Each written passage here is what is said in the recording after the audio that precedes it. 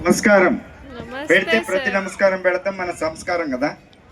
So తల్లిదండ్రులకు ముందుగా శిరస్సు వంచి నమస్కారాలు తెలియజేసుకుంటున్నాను. వేదిక మీద ఉన్న పెద్దలందరికీ నమస్కారాలు తెలియజేసుకుంటూ, మీ అందరికీ ముఖ్యంగా శిరస్సు వంచి నమస్కారాలు ఎందుకు తెలియజేసుకుంటున్నానంటే, చరిత్రలో మొట్టమొదటిసారి స్కూల్ ఓపెన్ చేసిన వారం రోజుల్లో మన బిడ్డలందరినీ స్కూల్కి పంపించి ఈరోజు గిన్నిస్ బుక్ ఆఫ్ రికార్డ్ మనం విశాఖపట్నంలో చేయడానికి ముందు మీరు సహకరించారు. మీ అందరికీ శిరస్సు వంచి నమస్కారాలు, ధన్యవాదాలు. పిల్లలు గట్టిగా అమ్మ వాళ్ళకి కదా.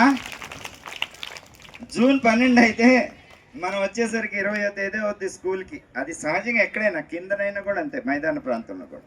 బట్ మీ అందరినీ రిక్వెస్ట్ చేసి మా హెచ్ఎంస్ టీచర్స్ ఎంతో శ్రమతో మీ అందరితో కోఆర్డినేట్ చేసి తీసుకొచ్చారు. అదేవిధంగా ఇందాక సార్ చెప్పినట్లు ఇక్కడ ఒక్క పతంజలి శ్రీనివాసు, ఒక కలెక్టర్ గారో కాదు, ప్రతి ఒక్క వ్యక్తి ఇక్కడ పీడీ కాడ నుంచి, పీటీ కాడ నుంచి, టీచర్స్ కాడ నుంచి, హెచ్ఎంస్ కాడ నుంచి, అధికారుల కాడ నుంచి, even bus driver, conductor, bus ఎంత చక్కగా 500 బస్సులు ఎంత క్షేమంగా వచ్చేళ్ళని అంటే బై గాడ్ గ్రేస్, ఆ భగవంతుడి దయ వల్ల, మన బిడ్డల వల్ల ఈరోజు యోగాంధ్ర వచ్చింది. మీ అందరికీ తెలుసా?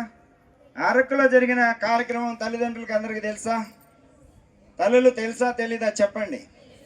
తెలుసు కదా. నా పేరు తెలుసా? ఎవరికన్నా ఒక్కడు చెప్పండి. మీ బిడ్డలు చెప్పలేదా? శ్రీనివాస్. సరే, పతంజలి శ్రీనివాస్ అయితే ఓకే.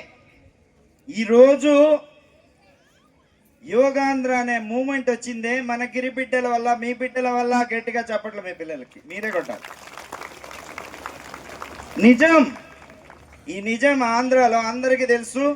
అదేవిధంగా యోగా చైతన్యం అక్కడ అరకు విజువల్స్ చూసిన తర్వాత గౌరవ ప్రధాని గారు, మీ ఆంధ్రప్రదేశ్లో విషయం ఉంది యోగాలో, అలాగనే వరల్డ్ యోగా డే రోజు మనం కలుద్దాం అన్నారు. ఇటువంటి అద్భుతం నేను ఆ రోజే చెప్పాను. ఇప్పుడు యోగా భారత్ కూడా వచ్చింది మన గిరి బిడ్డల వల్లే. ఎందుకంటే 25,000 మంది గిరి పిల్లలు సార్ చెప్పినట్లు ఇందాక ఎనర్జీగా, ఎటువంటి సైడ్ ఎఫెక్ట్ లేకుండా ఆ రాత్రి అర్ధరాత్రి వరకు మేలుకున్నారో, నిద్రపోయారో, ఆ స్థలం సరిపోయిందో లేదో అది పక్కన పెడితే చక్కటి స్ట్రెంగ్త్గా మళ్ళా మరుసటి రోజు వచ్చి చక్కగా క్లాస్ చేశారు. ఎలా చేశారు ఏంటో చూడండి అర్రా అని చెప్పేసి మిగతా రాష్ట్రాలన్నిటికీ కూడా గౌరవ ప్రధాని గారు ఈ సూచన చేశారు. అది కూడా యోగ భారత్ కూడా మన గిరి బిడ్డల వల్లే వచ్చిందని ఘంటాపథంగా చెప్పగలను మన బిడ్డలు. సో పిల్లలందరూ నన్ను ఏమని పిలుస్తారా? వినపడలా? వినపడలా? డాడీ.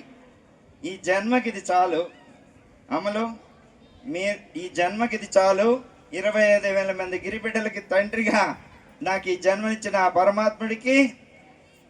పరమాత్ముడికి ఈ అవకాశం ఇచ్చిన గౌరవ కలెక్టర్ గారికి, అలాగనే ఇటువంటి చక్కటి కార్యక్రమాన్ని ముందుకు తీసుకెళ్లిన అధికారులకు అందరూ కూడా శిరస్సు వచ్చి నమస్కారాలు తెలియజేసుకుంటూ ఇంకొక మాట చెప్పి సెలవు తీసుకుంటాను.